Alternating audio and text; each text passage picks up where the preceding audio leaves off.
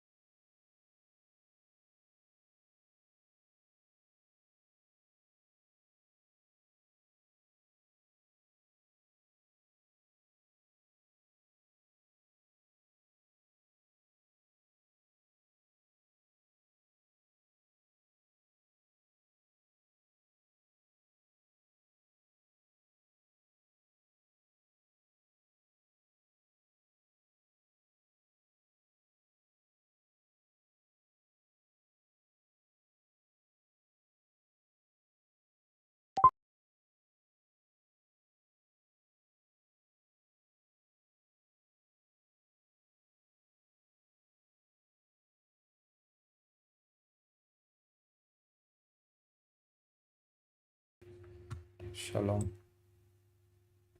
నా వాయిస్ వినిపిస్తుందా?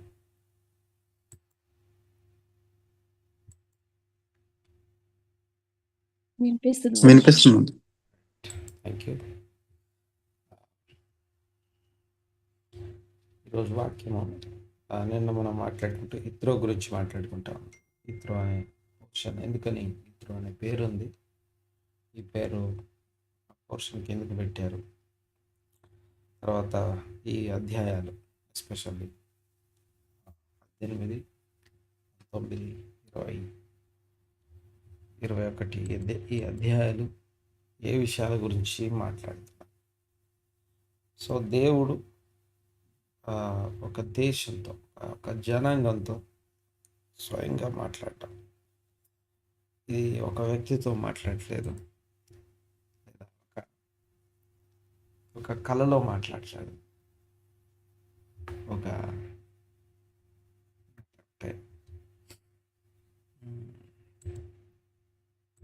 కానీ స్వయంగా ఒక దేశంతో అందరినీ నిలబెట్టి ఒక దగ్గర తీసుకొచ్చి దర్శించి మాట్లాడడం చరిత్రలో అది వరకు కానీ ఆ తర్వాత దగ్గర ఇప్పుడు జరగలేదనే ఒక మహా అద్భుతం అని మాట్లాడుకున్నాం. దానికి స్తోత్రం కలుగును గాక. అయితే అలాంటి అద్భుతమైనటువంటి సన్నివేశం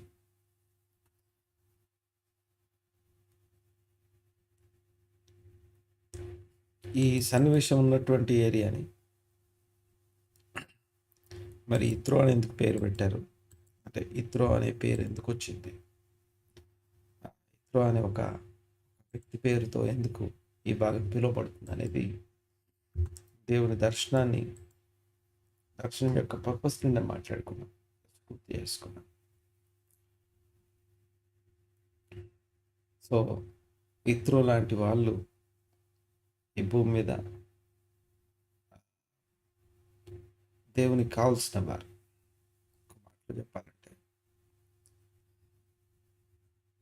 దేవుడు అబ్రహాము సంతానాన్ని దీవించుట అనే విషయాన్ని ఒక లెవెల్ వరకే చూడగలం మనం.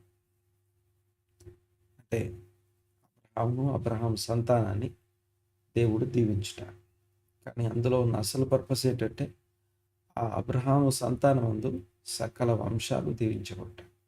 అంటే భూమి మీద ఎవరు నశించుట దేవునికి ఇష్టం లేదు, ఎవరు దేవుని సన్నిధిని కోల్పోవట ఆయనకి ఇష్టం లేదు. దేవునికి స్తోత్రం కలుగును గాక. ఇందులో నుంచి కొన్ని మాటలు ఈ రోజు కోసం మనం చూద్దాం. దేవునికి స్తోత్రం.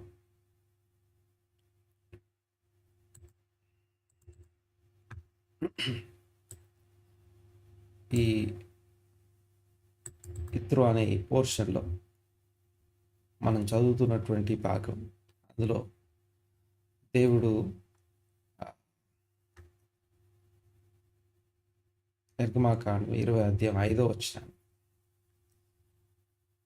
నిర్గమాకాండం 20 ఈరోజు మనం జ్ఞాపకం చేసుకుందాం. దేవుడు మాట్లాడుతూ ఈ యొక్క పదం, ఈ యొక్క ఫ్రేజ్ చదవండి. 20 అధ్యాయం 5వ వచనం, 1వ వచనం.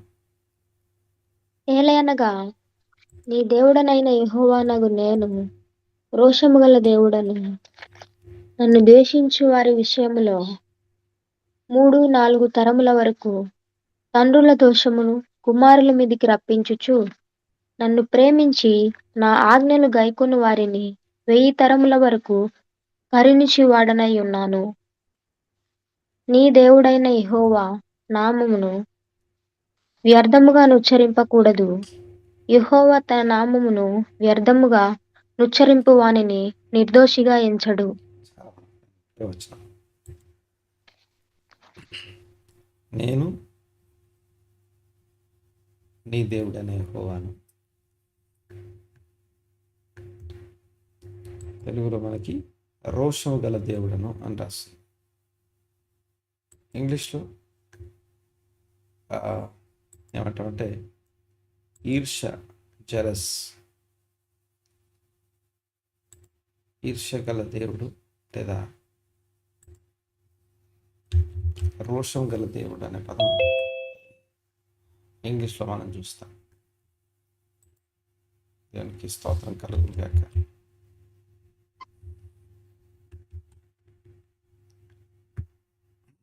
దీన్ని, ఈ యొక్క మాటని అర్థం చేసుకోవడానికి ప్రయత్నం చేద్దాం. నిర్గమాకాండం 20వ అధ్యాయం 5వ వచనం. ఎలాగనగా నీ దేవుడనగు నేను యెహోవానగు నేను రోషము గల దేవుడు. ద్వేషించు వారి విషయంలో 3-4 తరముల వరకు తండ్రుల దోషములు కుమారుల మీదకి రప్పించు. నన్ను ప్రేమించిన ఆజ్ఞలు గైకుని వారిని 1000 తరముల వరకు కరుణించువాడినై ఉన్నాను. ఈ రోషము అనే పదాన్ని లేదా ఈ ఇంగ్లీష్లో జలస్ అనే పదాన్ని ఎలా చూడాలి, ఎలా అర్థం చేసుకోవాలి?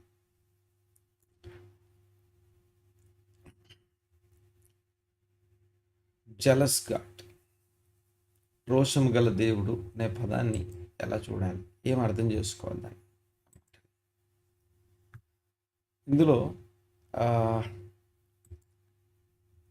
ఈ ఇత్రో అనే పోర్షన్ 18వ అధ్యాయం అంతా కూడా మనకి మోషే తీర్పులు తీరుస్తూ ఉంటే జనులు మరియు మోషే తీర్పులు తీర్చే విధానాన్ని ఇత్రో సరిచేసినట్టుగా వారిని ఒక విధానంలోకి నడిపించినట్టుగా చూస్తాం. న్యాయాధిపతులు ఏర్పాటు చేయబడిన చూస్తాం. 19వ అధ్యాయంలో దేవుడు నేను దర్శించే సమయం అంటే ఇదిగో నా మాట వింటారా లేదా అని అడగడం, ఇశ్రాయేల్ని దర్శించడం. సో 3 రోజుల తర్వాత తను తిరిగి రాబోతున్నట్టుగా మాట్లాడి మీరు యాజక రూపమైన రాజ్యం అని చెప్పడం, సిద్ధపడండి అని చెప్పడం, మీ బట్టలు ఉతుక్కోండి, మీరు పరిశుద్ధులుగా ఉండండి అని చెప్పడం చూస్తాం. 3 రోజులు తమను తాము సిద్ధపరచుకోవాలి. దేవుని ఎదుర్కోవడం కోసం తమను తాము సిద్ధపరచుకోవాలి. అయితే 20వ అధ్యాయంలో దేవుని దర్శనం చూస్తాం. అయితే ఈ ఇత్రో అనే భాగానికి ఇంకొక పర్స్పెక్టివ్ ఏంటంటే వివాహము అని అర్థం. వివాహం అంటే పెళ్ళి. ఎవరికి వివాహం ఇది జరుగుతూ ఉంది అంటే దేవునికి దేవుని జనాంగానికి మధ్య వివాహం.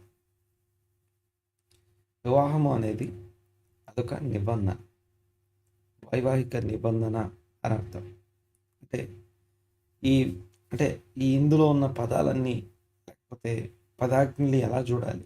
అసలు పదాజ్ఞల్లో మొదటి ఆజ్ఞ ఇదే ఎందుకుంది, ఈ ఆజ్ఞలన్నీ ఎందుకున్నాయి, ఈ ఆజ్ఞలన్నీ ఎలా చూడాలి అని కనుక మనం ఆలోచన చేస్తే ఒక మాటలో చెప్పాలంటే అదంతా కూడా ఒక వివాహ నిబంధన. నేను మిమ్మును నా ప్రజలుగా తీసుకుంటాను, స్వీకరిస్తాను. మీరు నాకు ప్రజలై ఉంటారు, నేను మీకు దేవుడనై ఉంటాను. ఇది కూడా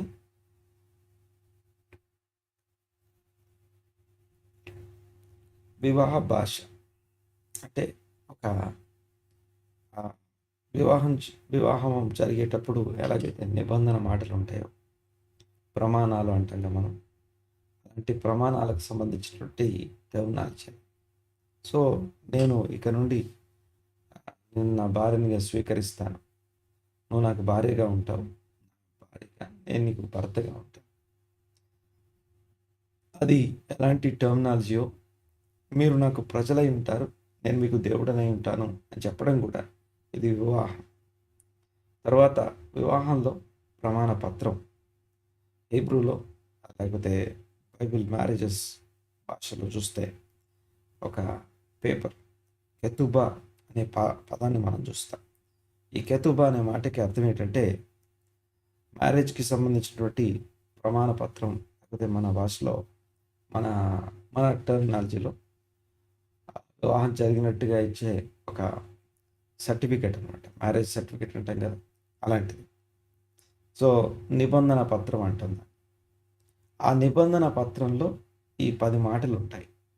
ఇంకొక మాట కూడా ఇక్కడ జ్ఞాపకం చేస్తాను. అంటే ఈ పదాజ్ఞల్ని లేకపోతే దాన్ని ఎలా చూడాలి, పర్స్పెక్టివ్ అంటే కదా, దృక్కోణం, అది చాలా ప్రాముఖ్యమైనటువంటి విషయం. ఇక్కడ ఈ దృక్కోణంలో మనం చూసేటప్పుడు మనం అవగాహనకి అక్కడున్న అవగాహనకి మధ్య తేడా. సో ఈ పదాజ్ఞలు, దేవుని మాటలు చెప్పడం, అవన్నీ కూడా వివాహ సంబంధమైనటువంటి ప్రమాణాలు అని అర్థం. వివాహంలో మనం ప్రమాణం చేసేటప్పుడు చెప్తాం కదా, ఇదిగో నీవు ఇలా చూసుకుంటావా, ఉంటావా, ముందు. సో దేవుని ప్రమాణం దేవుడు చేస్తాడు, లేదా వరుని యొక్క ప్రమాణాలు ఉంటాయి, వధువు యొక్క ప్రమాణాలు ఉంటాయి.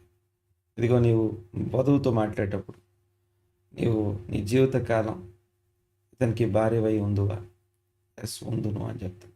అలాగా ఆ వివాహ ప్రమాణాలు ఏవైతే ఉన్నాయో వాటన్నిటికీ సంబంధించిన నిబంధన మాటలు. ఇంకో మాట చెప్పాలంటే మనందరికీ ఇక్కడ 10 ఆజ్ఞలు అనే పదం చూస్తాం చాలాసార్లు, 10 కమాండ్మెంట్స్ అంటాం.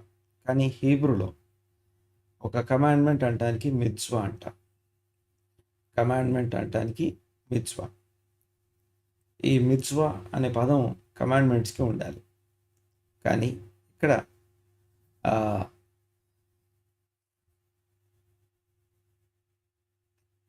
20:1 దేవుడు ఈ ఆజ్ఞలన్నీ వివరించి చెప్పాను అని మొదలైంది. చూడండి ఒకసారి, 21 దేవుడు ఈ ఆజ్ఞలన్నీ వివరించి చెప్పాను. మీరు ఒకవేళ ఇంగ్లీష్ బైబిల్లో చూస్తే then God spoke all these, not commandments, words అని ఉంటుంది. హీబ్రూ భాషలో కమాండ్మెంట్స్ అని ఉండాలంటే అక్కడ మిత్జోత్ అని ఉండాలి, మిత్జోత్ అని ఉండాలి. మిత్జోత్ అని ఉండకుండా ఇక్కడ దెబ్రోత్ అని ఉంటుంది. దబార్ అనే మాటకి వర్డ్, మాట అని అర్థం. అంటే ఇవి నిబంధన ఆజ్ఞలు కాదు, నిబంధన మాటలు అని అర్థం. ఎందుకని అలా చూడాలి, అలా ఆ ఒక్కదాన్ని ఆలోచించడం ద్వారా మన ఆలోచన విధానం మారిపోతుంది. మన ఆలోచన విధానం చాలా డిఫరెన్స్ మారిపోతుంది. అలాగే ఇక్కడ కూడా మొదలుపెట్టేటప్పుడే ఇదిగో నీ దేవుడనే యెహోవాను నేనే, దాసుల గృహమైన ఐగుప్తు దేశంలో నుండి నేను వెలుపలికి రప్పించి తిని, నేను తప్ప వేరొక దేవుడు నీకు ఉండకూడదు. సింపుల్గా దీన్ని వైవాహిక భాషలో మనం మాట్లాడితే కామన్, ఒక భార్యని, ఒక వధువుని, ఒక వరుని నిలబెట్టి వారికి ప్రమాణం చేసేటప్పుడు మాట్లాడతాం చేస్తారు. ఇదిగో నీవు ఇతనికే భార్య అయి ఉంటావా, ఎస్ ఉంటా. ఈమెనే నీకు భార్యగా పెట్టుకొని ఇంకే ఏమంటామంటే ఇంకెవరిని చూడకుండా, ఎటువైపు తిరగకుండా, లేకపోతే నిబంధన భార్యగా ఈ స్త్రీని స్వీకరించాలని ఇష్టపడుతున్నావు. కేవలము ఇది వివాహ పరిభాష అని చెప్పాలి, వైవాహిక పరిభాష. ఇక్కడ చూస్తే ఆ మాటలన్నీ వింటున్నప్పుడు నేను తప్ప వేరొక దేవుడు ఉండకూడదు అనే పదం ఎందుకు వచ్చింది అంటే అది ఒక వివాహ సంబంధమైనటువంటి వైవాహిక పరిభాష అని మాట్లాడుకో. తర్వాత అందులో భాగంగా ఏలైనగా నీ దేవుడని యెహోవానగు నేను రోషము గల దేవుడను అనే పదం చూస్తాం. దీన్ని మనం ఎలా అర్థం చేసుకోవాలి? ఎలాగా? జలస్ అంటే ఈర్ష్య గలవాడు. దేవుడు ఈర్ష్య గలవాడై ఎందుకుంటాడు? అది సంప్రదాయము, లేకపోతే ఇదొక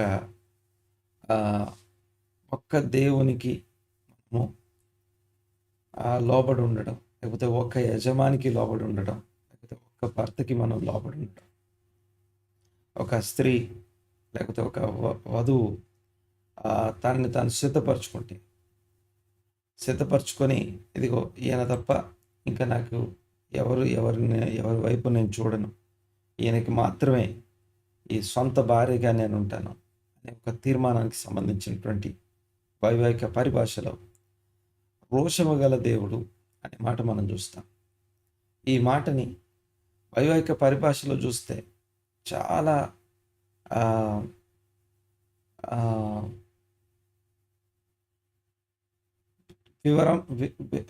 వివరణాత్మకంగాను చాలా స్పష్టంగా తీవ్రమైనటువంటి పదజాలంగా ఏమనిపించదు.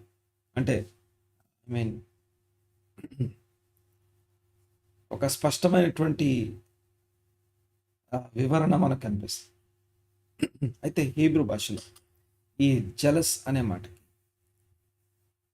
కానా అనే హీబ్రూ పదం ఉంటుంది.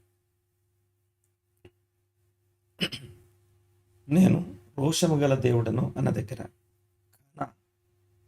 కానా అనే మాటకి హీబ్రూ భాషలో కోఫ్, నూన్, అలెఫ్ అనే 3 అక్షరాలు. ఈ కానా అనే పదానికి అర్థం ఏంటంటే ఉత్సాహము లేదా తీవ్రమైన ఆసక్తి అని అర్థం. ఉత్సాహము, తీవ్రమైన ఆసక్తి. తెలుగులో ఈర్ష, ద్వేషం అని రాసి ఉంటుంది. ఈర్ష మరియు రోషం అనే పదాలు చూస్తాం. ఆలోచించండి ఒకసారి. అంటే పెళ్లి చేసుకునే వరుడు ఎలాంటి వాడంటే చాలా తీవ్రమైన ఆసక్తి గలవాడు. తన భార్య విషయంలో తీవ్రమైన ఆసక్తి గలవాడు. సో దీన్ని అంటే the positivity of the word తెలియజేయడం కోసం, దాన్ని సరిగా అర్థం చేసుకోవడం కోసం ఈ మాట జ్ఞాపకం చేస్తాం. నిజంగా దేవునికి ఆయనకు చెందవలసినటువంటి మహిమను, ఆయనకి చెందవలసినటువంటి ఘనతను ప్రతి భార్య తన భర్తకి లోబడి ఉండాలి. లోబడి ఉండటమే కాదు, తన భర్తను యజమానునిగా చూసుకోవాలి, యజమానునితో పోల్చుకోవాలి. పేతురు రాస్తాడు కదా, దానికి పర్ఫెక్ట్ ఎగ్జాంపుల్ని మాట్లాడతాడు.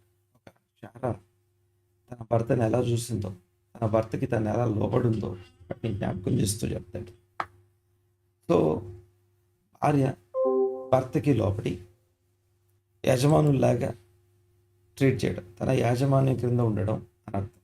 అయితే ఇక్కడ గమనించండి ఒకసారి, ఆ యజమానుడు ఎలాంటి వాడో ముందు ఒక సెంటెన్స్, ఒక వర్డ్ మనకు మాట్లాడతాం.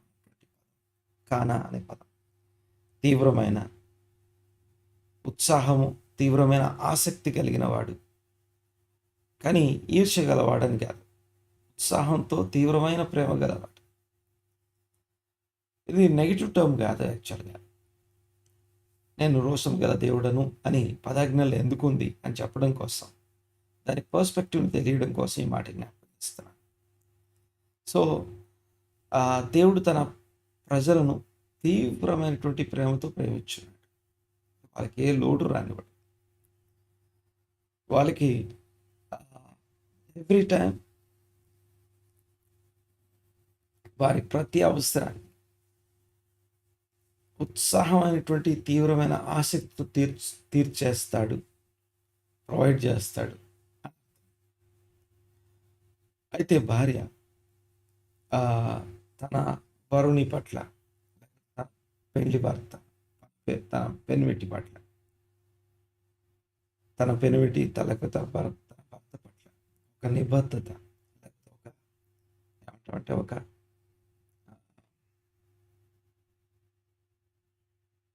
ఒక కమిట్మెంట్ అంటాం కదా. కాబట్టి నా నిబంధన భర్త అని తన భర్తని మాత్రమే తన భర్త యొక్క యాజమాన్యానికి మాత్రమే లోబడి జీవించింది. ఆ రోషము, ఆ తీవ్రమైన ఆసక్తి చాలా ఆశీర్వాదకరంగా ఉంటుంది. అదే అదే ఒక ఇశ్రాయేలు పర్సన్, ఒక ఇశ్రాయేలీయుడు, ఒక రోషం గల దేవుడు అనబడుతున్నటువంటి తన దేవుని కాక ఒక విగ్రహానికి, ఆ దేవునికి చెందే మహిమను ఒక విగ్రహానికి ఇస్తే, విగ్రహం అంటే దేవుని స్థానం తీసుకునే విషయం అదేదైనా సరే, దేవుని స్థానానికి ఆయన స్థానానికి ఆయనకి చెందవలసిన మహిమను ఆయనకి కాక మిగతా దేనికి ప్రయారిటీ ఇచ్చిన అది తన నిబద్ధతకి, తన యొక్క ఏదైతే కవనెంట్ నిబద్ధత ఉందో దాన్ని అధిగమించి లేకపోతే దాన్ని త్రోసివేసినట్టు అవుతుంది. అప్పుడు ఆ రోషము అది తీవ్రమైనటువంటి ప్రేమ, ఆసక్తి అది నెగిటివ్గా పరిణమించే అవకాశం. అంటే దేవుడు లోకముని ఎంతో ప్రేమించను అని చదువుతాం మనం, లేదా దేవుడు తన క్రీస్తు సంఘమును ప్రేమించను అని చదువుతాం. క్రీస్తు సంఘమును ప్రేమించను అనే పదం చదివేటప్పుడు మనం గుర్తుపెట్టుకోవాల్సిన విషయం ఏంటంటే, రోషము గల వరుడు అనే సంగతిని మర్చిపోతాం. క్రీస్తు సంఘమును ప్రేమించి ఆ సంఘము ఆ పాపములు, దోషము, అపరాధము, అతిక్రమాలతో నిండి ఉన్నప్పుడు, మచ్చ, డాగు, కలంకంతో నిండి ఉన్నప్పుడు దాన్ని తీసివేసే విషయంలో ఈ తీవ్రమైన రోషము, ఆసక్తి గలవాడు ఏం చేస్తాడంటే ఆ పాపాన్ని తన మీద వేసుకొని భరిస్తాడు. అంత రోషం గలవాడు అనే పదానికి అర్థం అది. అయితే ఒకవేళ ఈ స్త్రీ తన భర్తను గాక వేరే పురుషుని వైపు చూడడం కానీ, వేరే పురుషుని వైపు తన భర్తకి ఇవ్వాల్సిన మర్యాదని వేరే పురుషునికి ఇవ్వడం మొదలు పెడితే, అదే భర్త యొక్క తీవ్రమైన ఆసక్తితో కూడిన ప్రేమ తనకు అది నెగిటివ్గా పరిణమిస్తుంది. రోషము అనే పదానికి అది చాలా పాజిటివ్ వర్డ్, బట్ ఒకవేళ దాన్ని మనం మిస్యూజ్ చేస్తే, దాన్ని అపార్థం చేస్తే, లేకపోతే దాన్ని ఆ యొక్క తీవ్రమైనటువంటి దేవుని ప్రేమను మనం పరిహసిస్తే, అది మనకి తీవ్రమైనటువంటి వ్యతిరేకమైనటువంటి విధానంలో మనకు పరిణమించే అవకాశం ఉంది.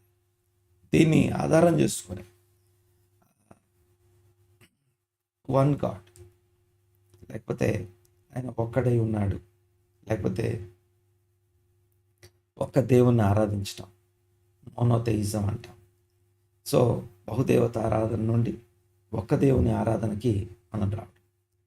సో ఈ ఒక దేవుని గాక ఆ దేవునికి చెందవలసిన మహిమను ఇంకా దేనికి ఆపాదించిన, అందుకే భూమి మీద కానీ, సముద్రంలో కానీ, ఆకాశంలో ఎగిరే ఏ రూపమును ఇదిగో మీరు చేసుకోవద్దు. ఎందుకు చేసుకోవద్దంటే ఆయనకి ఏ రూపం లేదు. ఆ ఏ రూపం లేని దేవుణ్ణి ఏదన్నా ఒక రూపం ఇచ్చామంటే తెలియకుండా ఆయన రోషం, ఆయన తీవ్రమైనటువంటి ప్రేమను అపార్థం చేసిన వారు అవుతాం. కనుక దేవునికి స్తోత్రం కలుగును గాక. ఒకసారి ఈ వచనం చదివేసి ప్రార్థన చేసుకున్నాం. 2వ కొరింథీ పత్రిక 11వ అధ్యాయం 2వ వచనం. 2వ కొరింథీ పత్రిక 11వ అధ్యాయం 2వ వచనం చదివేసి ప్రార్థన చేసుకున్నాం. దేవశక్తితో మీ ఎడల ఆసక్తి కలిగి ఉన్నాను. ఎందుకనగా సరిగ్గా దేవాశక్తితో మీ ఎడల ఆసక్తి కలిగి ఉన్నాను. ఎందుకనగా పవిత్రురాలైన కన్యకునుగా ఒక్కడే పురుషునికి అనగా క్రీస్తుకు సమర్పింపవలెనని మిమ్మును ప్రధానము చేసి తిని గాని, సర్పము తన కుయుక్తి చేత హవ్వను మోసపరిచినట్లు మీ మనస్సులను చెరుపబడి క్రీస్తు ఎడలనున్న సరళత నుండియు పవిత్రత నుండియు ఎట్లైనను తొలగిపోవునేమో అని భయపడుచున్నాను. ఏలయనగా వచ్చిన వాడెవడైనను మేము ప్రకటింపని మరి యొక్క యేసును ప్రకటించినను, లేక మీరు పొందని మరియొక ఆత్మను మీరు పొందినను, మీరు అంగీకరింపని మరియొక సువార్త మీరు అంగీకరించినను, మీరు వానిని గూర్చి సహించుట యుక్తమే. నేనైతే మిక్కిలి శ్రేష్ఠులైన ఈ అపోస్తుల కంటే లేశమాత్రమును తక్కువ వాడను కానని తలంచుకొనుచున్నాను. ఈ వచనాలు అర్థం చేసుకోవడానికి ప్రయత్నం. దైవాసక్తితో అంటే హీబ్రూలో, ఇంగ్లీష్లో చూడండి ఒకసారి. For I'm jealous for you with godly eagerness and divine jealous. అక్కడ జెలస్ అనే పదం మనకు రాస్తుంది. మీకు తెలుసా, నేను చదివే బైబిల్లో, ఇంగ్లీష్ బైబిల్లో ZEALOUS జెలస్ అనే పదం ఉంది. అలాగే డివైన్ జెలస్ JEALOUSY జెలసీ రెండు ఉన్నాయి. దైవాసక్తితో అంటే గాడ్లీ ఈగర్నెస్ అంటే దేవుడు రోషము గలవాడనే పదాన్ని సరిగా అర్థం చేసుకోవడం కోసం ఈ మాటలని జ్ఞాపకం చేస్తాం. మనం ఎవరికైతే ప్రదానం చేయబడ్డామో, గొర్రెపిల్ల వివాహ మహోత్సవానికి మనం సిద్ధపరచుకుంటున్నామో, ఆ వరుడు రోషము గలవాడు, తీవ్రమైన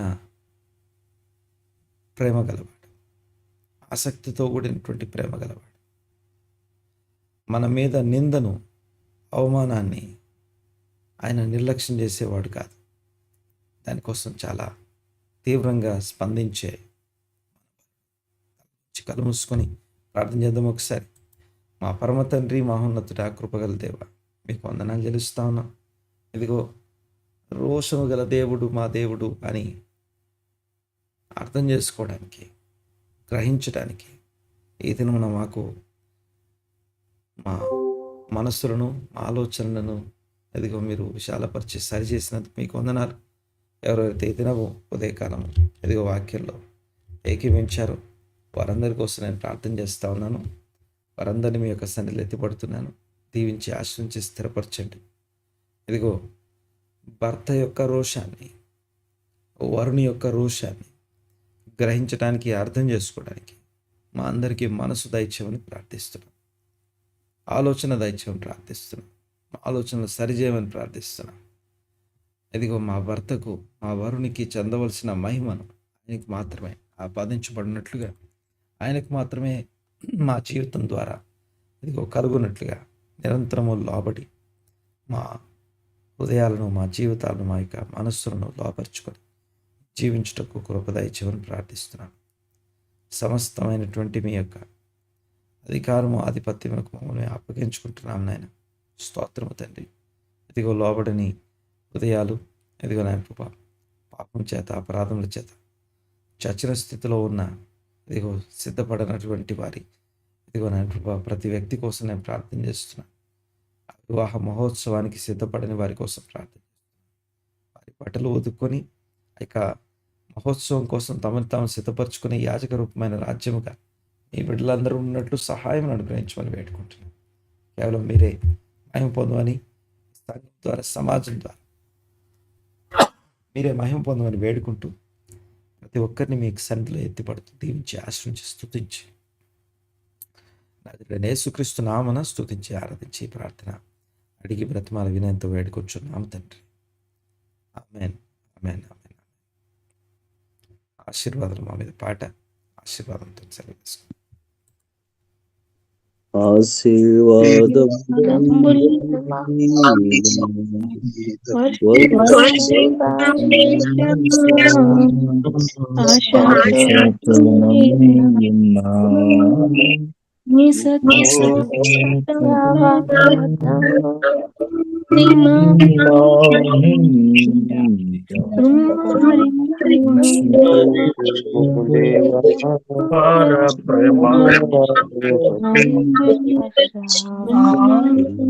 దీవెన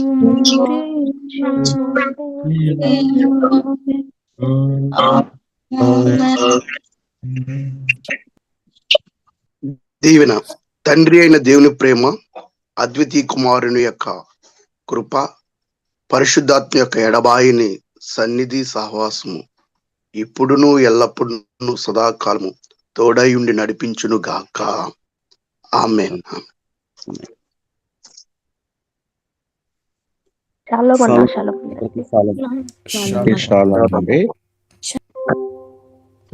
షాలోమ్ అందరికీ. షాలోమ్ పాస్టర్ గారు, అందరికీ షాలోమ్. అందరికీ షాలోమ్. అందరికి షాలోమ్. నా షాలోమ్ అన్న, అందరికీ షాలోమ్. అందరికీ షాలోమ్. షాలోమ్.